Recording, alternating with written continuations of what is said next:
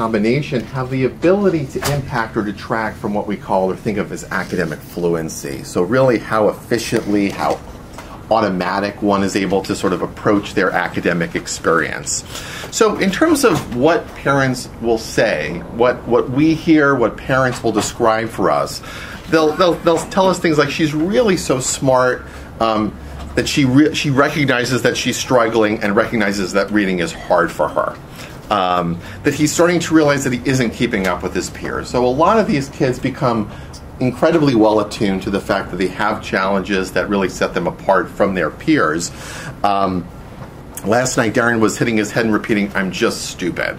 Okay, so other things like getting Julia to read, it's like pulling teeth. All right, so certainly these are issues that pose a real challenge to the child, but that certainly have ripple effects to the family more generally. A 5-minute math worksheet takes us over an hour, and we hear this almost all the time when we embark on our evaluations with kids, that relatively basic, simple tasks can become so drawn out and can really create a lot of animosity within the family. Ricky doesn't let me check his work anymore now that he's in high school, but often it's sloppy and incomplete. He just doesn't seem to care. So over time, there's this sort of developing, this burgeoning disregard that kids have about their work. In younger kids, we may see more evidence of acting out behavior. They may tantrum, they have low frustration tolerance, and over time, a lot of their academic challenge and their perception of themselves as difficult can clearly erode their self-esteem, even to the point where there's a lot of school-related anxiety and even refusal that we encounter in kids. And sometimes to the other extreme, a lot of denial that they're even experiencing difficulty. Some become incredibly avoidant of their work, and they get to the point where they just look at a page that they're asked to read, and it becomes so incredibly overwhelming that they just put it down, and they want nothing to do with it. Or they look at a blank page that somebody asks them to write an essay on, and just even that blank page that has nothing on it can become a trigger point for worry. So a lot of this definitely fuels avoidance and a lot of refusal to really engage in the work. Homework can become a real battle for families. It can be careless, it can be incomplete, take a lot of time to finish. And so other things, again, a lot of this can manifest, especially in the early years, as a lot of disruption, acting out. We may hear reports from parents or teachers of lots of spaciness, daydreaming, distracting of others. And so teachers will often describe these kids, or many of these kids, as really being defiant, being oppositional, that they're refusing to read out loud, or that they're refusing to show their work. And so our role as clinicians and evaluators is to really understand, why is this happening? Is it happening because there really is some kink in their skill? Is it happening because there's some underlying anxiety or perfectionism about the work that we're asking them to do? Right? So a lot of this becomes a bit of a fact-finding mission for us to really understand, is it one of these things, or are there multiple things going on in tandem? So a big question that comes up is really, when is it appropriate to consider pursuing an evaluation or making a referral?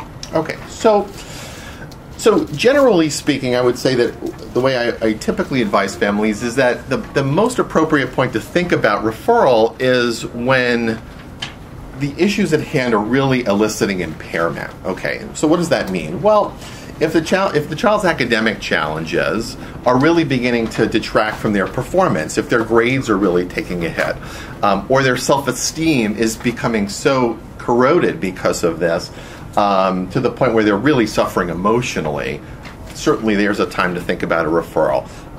Or if they're withdrawing to the point where socially things are beginning to unravel for them, again, that's a time to make a referral.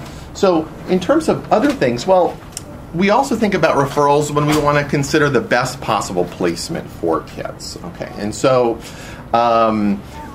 what our evaluations can really help us to do is to think about the best possible setting for kids, and within that setting, the kind of resources or supports that are going to really enable them to function most effectively.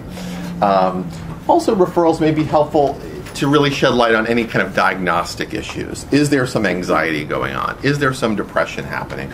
Is there evidence of intellectual limitation, learning disability, or some sort of developmental delay, whether it be speech or language issue or motor skill problem that may be impacting them academically? Okay. So, all right, so concern number one, the academic challenge. So, again, what we often encounter with great frequency as evaluators are kids that have learning challenges, okay? And so, you know, we think of these as sort of learning disabilities. Some would refer to it as dyslexia, or in the case of math, dyscalculia. In the case of writing, dysgraphia, okay? These are all challenges related to academic processes. And we sort of employ kind of a multi-method approach. We want to get information from parents. We want to gather developmental information, medical information. We want to get school records.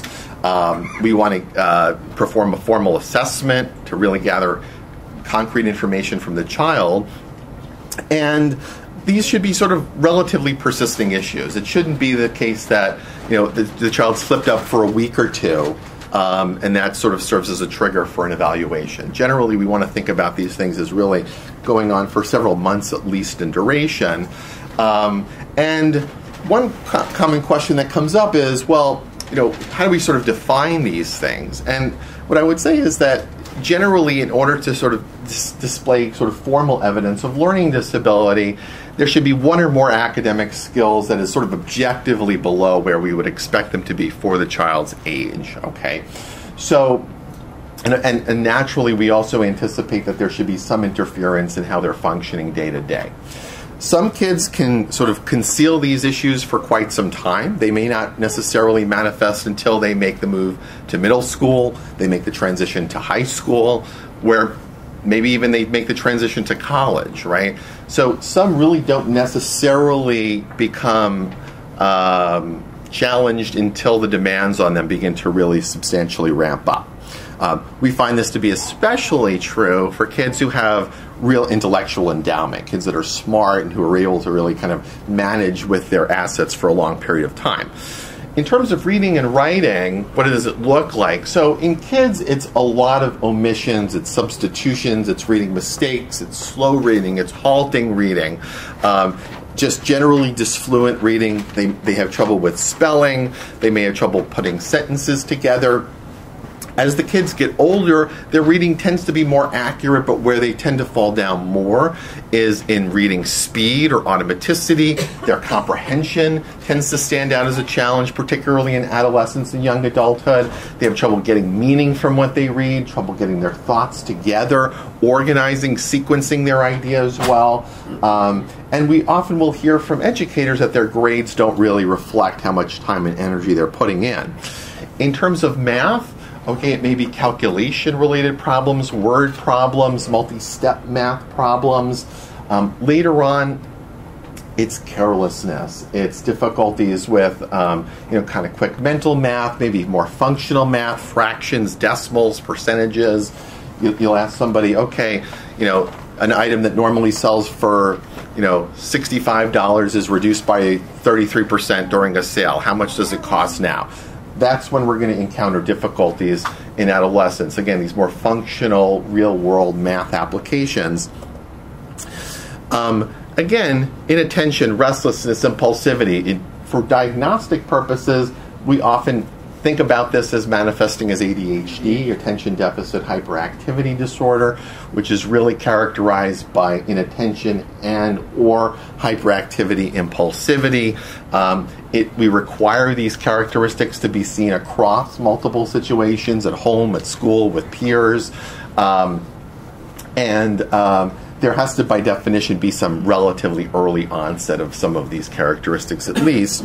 But again, as with the academics, we see a change in some of these things with time and development. So the preschool kids that we evaluate are seldom sitting in their chairs. They're often under the table, they're running around the room, they require a lot of reining in, they're just constantly on the go. By the time we get to adulthood, there are very few adults that tend to be under the table during our evaluations. More often they're sort of tapping their leg or tapping a pencil, needing lots of breaks. They're just sort of internally restless. They may be seated, but they have this sort of urge to want to get up, move around. And then the last one that I want to highlight are executive problems. So this is something that we see lots and lots in older kids and adolescents, because particularly now that we're sort of existing in the world of Common Core, which really requires a lot of sort of synthesis and integration of information, things like organization, planning, priority setting, getting started, managing and sort of having a good sense or awareness of time. This is a big issue for lots and lots of kids, and it really manifests as procrastination, right? Lots of kids tend to really overestimate how long things will take, right? So a task that actually takes a half an hour, they will estimate takes them an hour and 20 minutes, okay? So they're really inflating how much time is going to be involved in the task, and they'll put it off. There are going to be others who really underestimate how long things will take. Oh, I can knock that out in 10, 15 minutes. And again, they minimize how long it's going to take. They may also procrastinate. Some of these folks have difficulty with sort of shifting between different activities, sustaining their effort on activities. And problems with executive functioning, as you might imagine, can certainly wreak havoc on various components of academic life. Whether it be starting and organizing, planning projects effectively, particularly when they're out in time, difficulties completing tasks, sticking with tasks, remembering facts. So executive skills, while not academic skills per se, certainly have the potential to impact academics. All right, so let me talk about, in this next phase of things, the special education process. And, some of this I will also try to highlight kind of with a particular bent around dual curriculum or non-public private education. So some of these terms you may have encountered in your travels or will. Department of Education, IDEA is Individuals with Disabilities in Education Act. The CSE, Committee on Special Education, or the CPSE, Committee on Preschool Special Education. All right. So these are terms that I'm going to kind of come back to or through as we move forward. So in terms of the entry point, so you're a parent or a parent who has a concern about a child, to the point where you feel like gathering more information may be helpful to you or to the child. How do we proceed? What's the next step? Okay, so generally speaking, send a letter to the principal in the public school or a letter to the local CSE office. Now, point of clarification here. So the way it works, at least in New York State, is that the local CSE office is the office of what we call location, meaning that if you happen to live in Great Neck, but your child is being educated in a school in Far Rockaway, okay, the local CSE office is not the district where you live in Great Neck, in this example. It's the district where the school happens to exist, in this case, Far Rockaway, okay? So it's the district of where the child is actually in school, all right? So you would send a letter basically requesting an evaluation, either from the CSE or the CPSE. Put everything in writing. We definitely encourage people to save copies of what they send, use certified mail to ensure that things are getting to where you want them to go.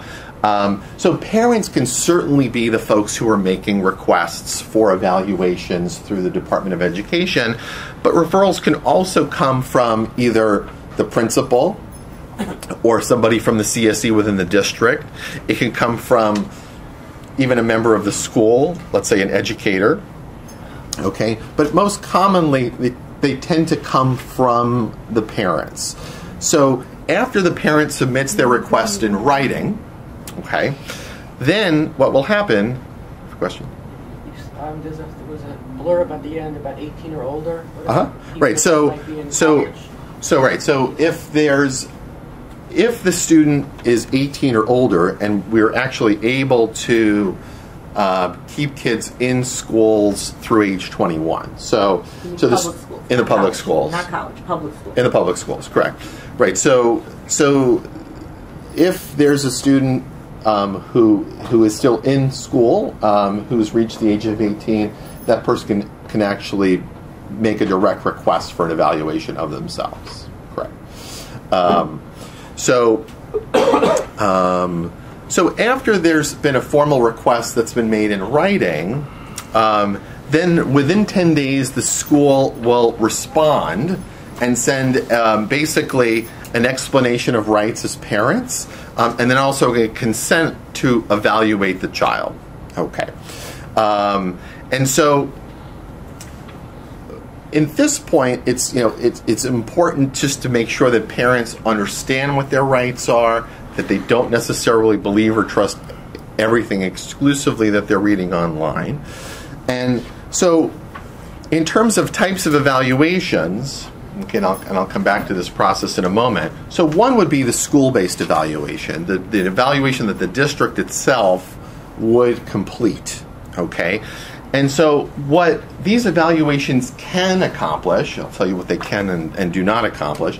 What they can accomplish is to really determine a child's eligibility for services.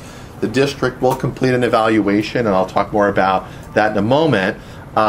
And based upon the results of that evaluation, there will be an initial eligibility meeting or determination, at which point a decision will be made as to whether the child would qualify for various services or accommodations.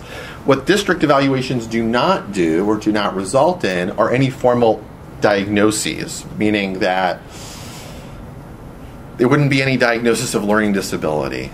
There wouldn't be any diagnosis of attentional problems or any anxiety disorders per se. Districts do not see their responsibility as being diagnostic. They see their responsibility as being eligibility related. Now, district evaluations can and often do involve a multidisciplinary approach, meaning it'll be undertaken by a psychologist, sometimes also a speech-language pathologist, sometimes an occupational or physical therapist.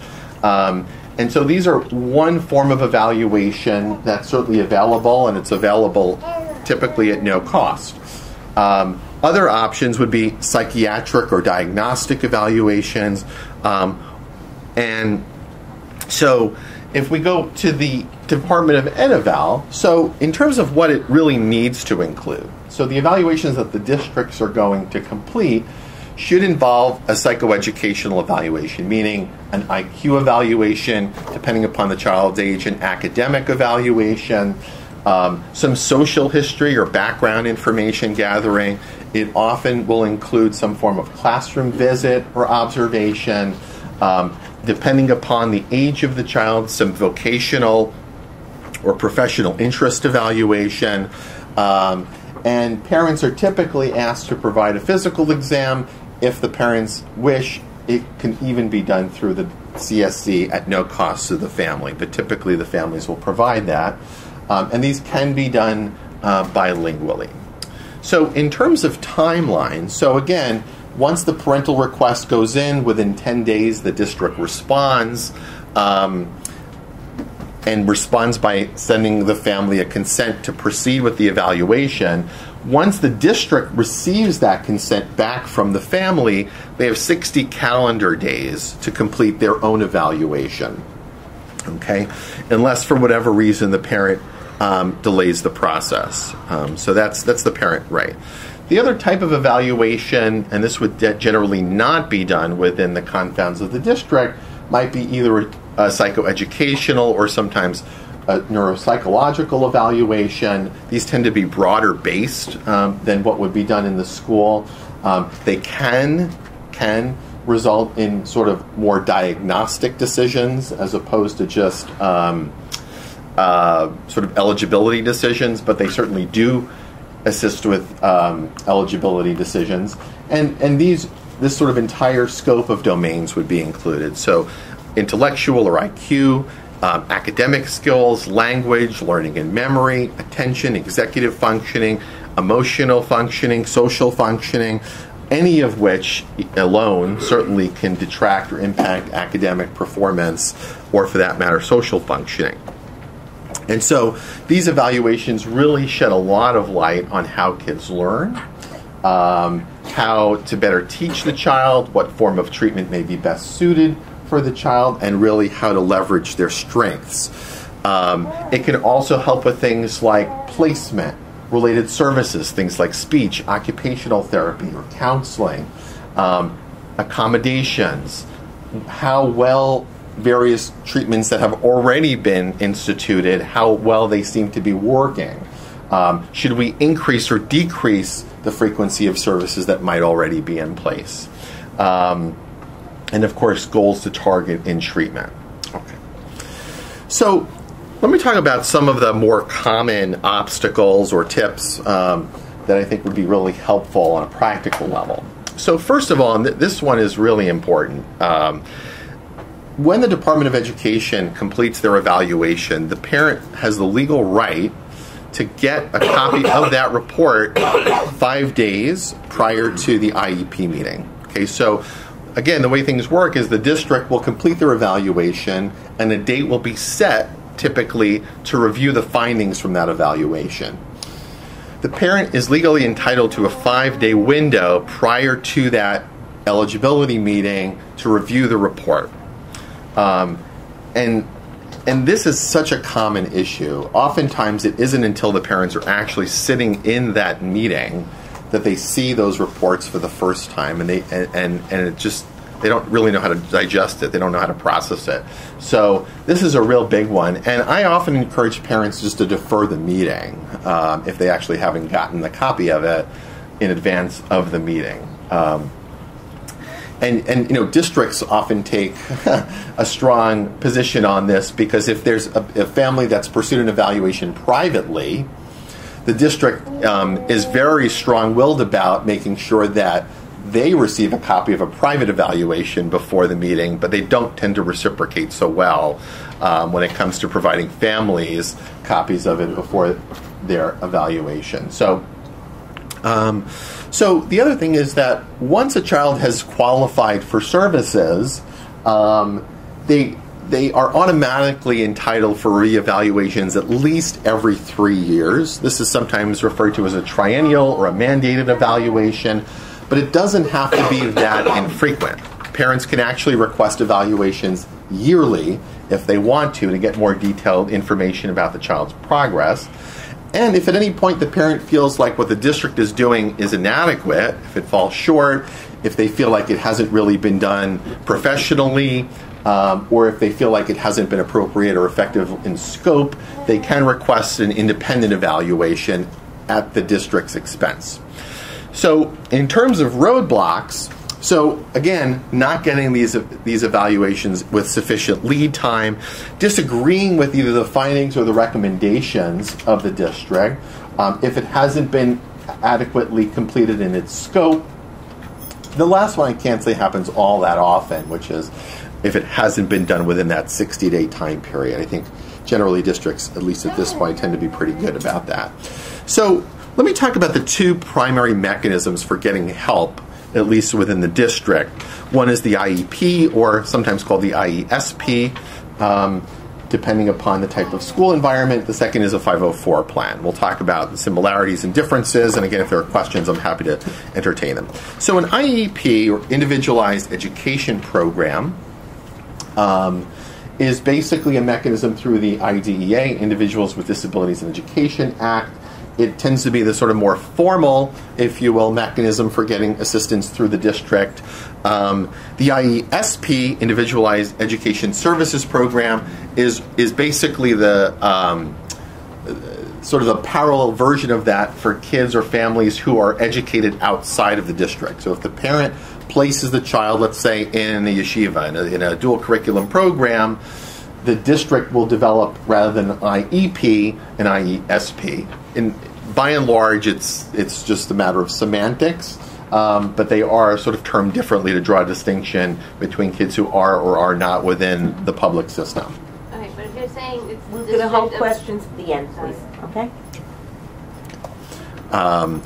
We'll talk a little bit about interventions, which again are really designed to remediate or correct for any disability, and finally accommodations, which really involve sort of alterations either in their instructional activity or their environment so that they can learn more effectively. So in terms of the IEP, okay, so the IEP, again, is a somewhat more formal mechanism for getting services. So when the child has that evaluation, either privately or through the district, what will happen next is a CSE meeting or a CPSE meeting. And at that point, a determination will be made if a child meets eligibility requirements for one of these 13 classifications. Okay, it could be things like learning disabled. It could be things like speech or language impaired, autism, emotional disturbance. Kids with ADHD, incidentally, are classified with other health impairment because there's no classification explicitly for ADHD, but that's how they tend to be classified. Some kids may actually meet requirements for more than one of these, so it's really more a function of which one may be the most applicable. So in order for the child to receive an IEP or an IESP, they have to meet requirements for one or more of these classifications that would then go on their IEP or IESP. So the rule that tends to sort of govern placement when it comes to academic setting is least restrictive environment, meaning that the child should be placed in a setting that's the least restrictive or that is most compatible with their typically developing peers. So as we sort of go through these, we kind of go from less restrictive to more restrictive, okay? So, and that's also outlined here. So the least restrictive would sort of be just a general education setting, you know, with really no instructional modification whatsoever.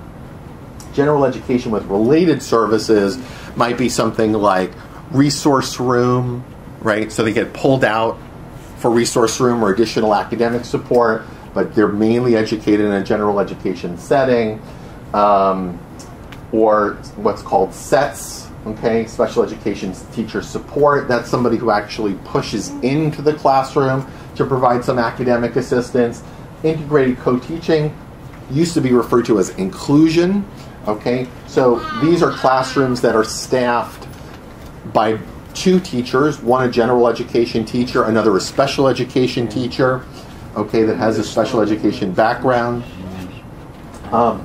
Full or part-time special education classroom, and then down here really much more restrictive placements like residential or hospital-based settings. Now, again, these are kind of the complement of services that are available within the public system. Doesn't necessarily mean all of these will be available outside of the public system. So some of these may not necessarily translate to more specialized or dual curriculum environments, but certainly this is sort of the range of what may be available. Okay, so in terms of related services, so related services include things like speech or counseling, occupational, physical therapy, resource room, paraprofessional, or an aide that might come in. So these are typically provided at school. There are times, though, where the school district is either personnel strapped or maybe even sometimes financially strapped and cannot step forward with the related services that the child is eligible for. Okay, if that happens, then they have to contract with an outside agency to either go into the school on their behalf, or they have to approve what's called an RSA, Related Service Agreement. What that means is that the district is going to subsidize the child or the family to get the services outside the school, okay? Generally outside of school time, right? So it would typically be an after-school service, again, whether it be speech or OT or what have you. Okay. So, and incidentally, any of these services will require an IEP, okay? So those have to be in there as IEP provisions. Another thing that's worth sort of quickly highlighting, is this concept of an FBA, or a behavior intervention plan. So an FBA, or a functional behavior assessment, is typically done through a combination of means, but most often through observations. It means that a learning or a behavior specialist would come in to the child's classroom, typically observe them over multiple days, multiple situations and circumstances, really understand what the trigger points are for the child's challenges, okay? So is the child engaging in problem behavior to get attention? Or are they engaging in problem behavior to get out of what they're supposed to be doing, right? And so once we have a better appreciation for what the triggers and consequences are, that person would set up or develop a behavior intervention plan, or BIP, that's basically kind of a roadmap for how everybody in the school should respond uniformly to some of these challenges, and that gets sort of formally written up, and it gets put on their IEP as a service. Okay, and you can see this is a sort of a component, a sort of a piece from an IEP. There's actually a place on the IEP itself. Does the student need a behavior intervention plan? And if the child is felt to warrant it, of course it should be ticked as yes. So sections of the IEP, again, student information, which would include their disability classification, how they're performing at that point, their goals, their objectives, what services they're supposed to be getting if they qualify for 12-month services. Some children can qualify for 12-month services, but typically the requirement there is that we have to be able to demonstrate that the child would regress. It would actually move backward if the services were not provided, let's say, over the summer. Okay, that tends to be the threshold for qualifying for 12-month services, and accommodations, transportation. So if they're already provided with an IEP, every year that IEP gets reviewed just to see, is it meeting the child's needs? Does it need to be modified in any meaningful way? Okay, and then again, at least every 3 years, but potentially more often if at the parental request, they would undergo formal evaluation. So, private school students. Okay, so again, if they're parentally placed in a private school, we call it an IESP, an IEP. And the thought is that they're supposed to provide equitable services, like-related services or set services, to those who are placed outside of the public system.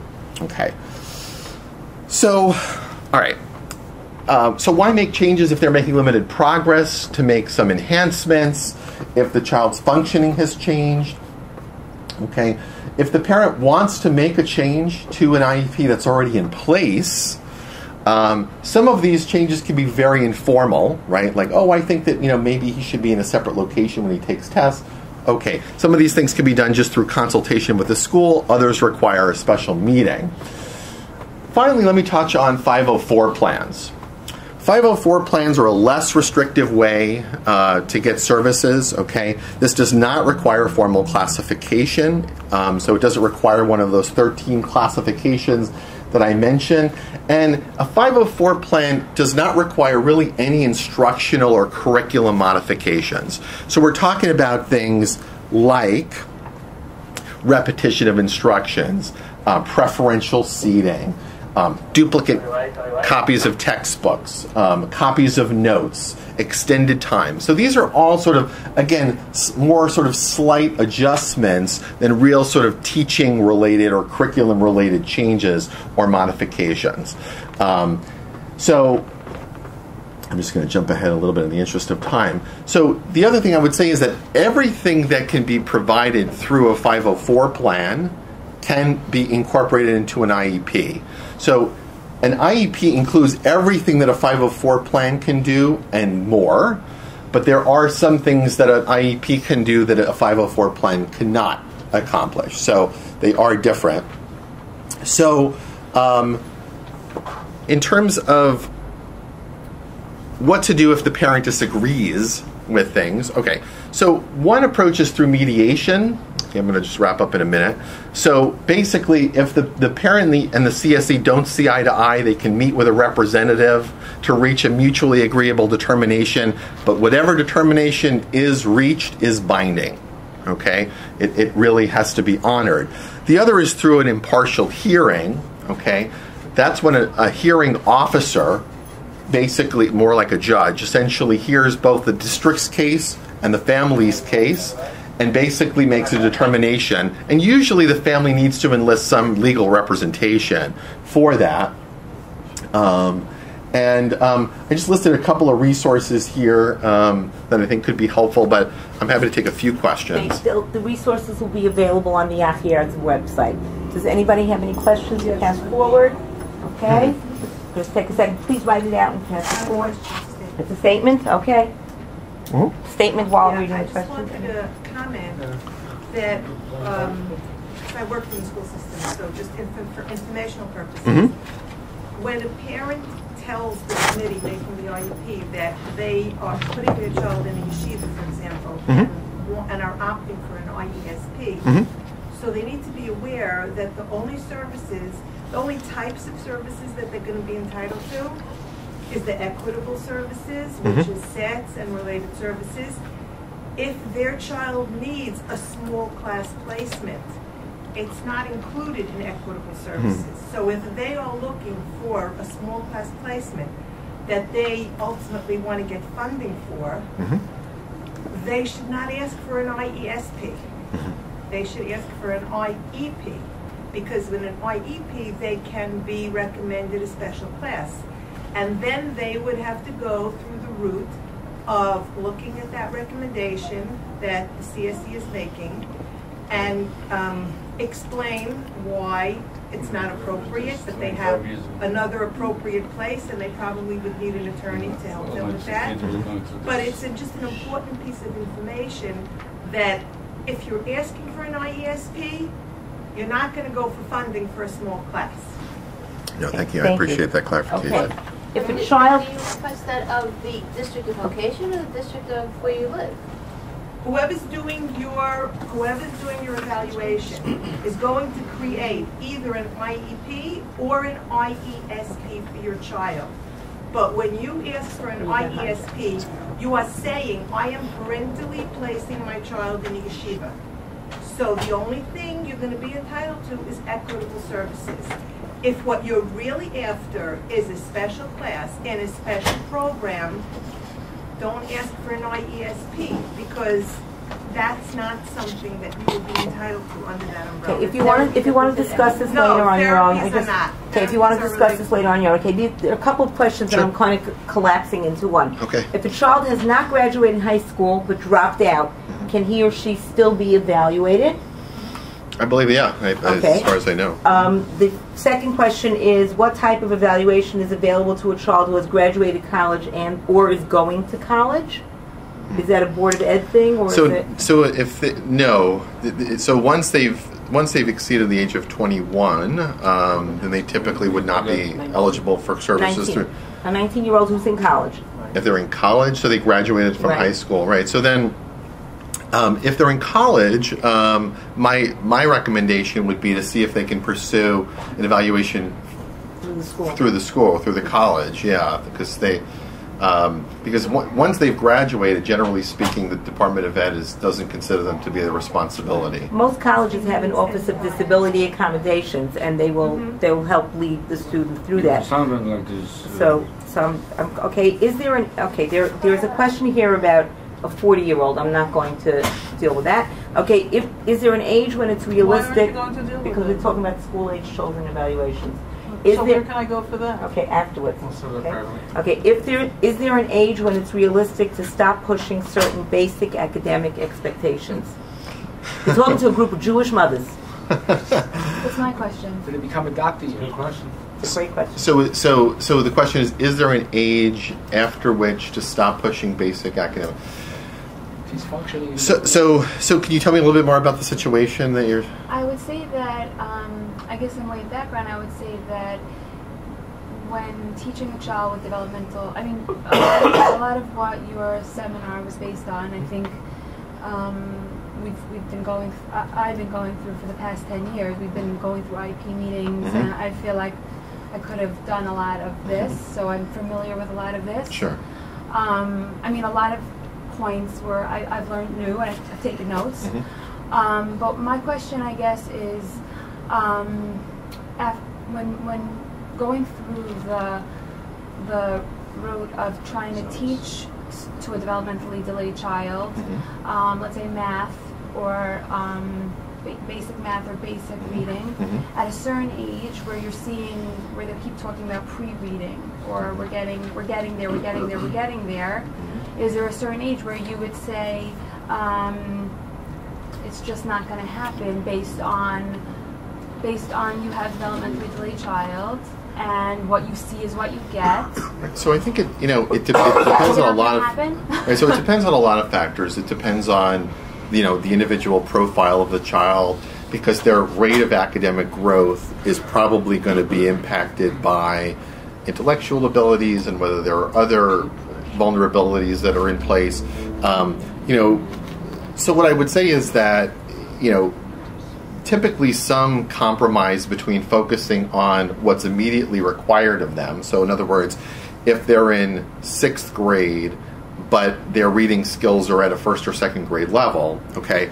So I think that their remediation or their academic assistance, in part needs to sort of provide them with the ability to manage what's being provided in their classroom, meaning their 6th grade work.